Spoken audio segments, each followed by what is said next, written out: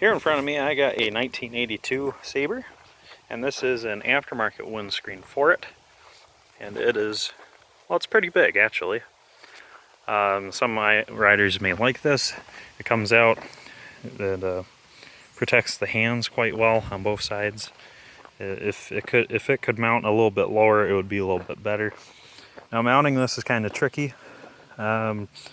It's pretty much a install once, have it for life kind of thing, but I'll explain why in a little bit. But what you have to do first to set the windscreen up over the over the headlight, and to do so you have to work it around the turn signal stems. So you may find it easier to remove these, being that the nut for each is right there, easily accessible, so that these can dangle. If these can dangle, you and maybe a helper can work the two sides around these two turn signal mounts. And once you do that, it also needs to hang over the headlight, but in front of the dashboard.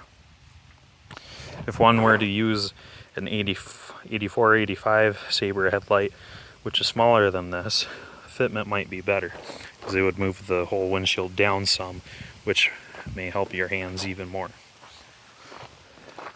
Now from the rider's point of view, this is how you have to install them. I have these guys loose for the moment just so that you can see how it's done. But once your windscreen is on, there's these two little white pinchers, and they install, and they go around a round button inside there. So by you turning out these two hex heads, it moves this angle in and out to help pinch the screen so it's not vibrating down the road. Also allows you for some flexibility for fitment. Now these stocks, these stocks, you take a wrench to lefty-loosey that allows the center stem here to slide up out of the stock, like so. So then this is just a loose collar that threads onto the bottom section, locking this top strut in place, because it does telescope in and out. The lower unit mounts right where the factory mirrors would go, and allow you to mount factory mirrors onto these mounts.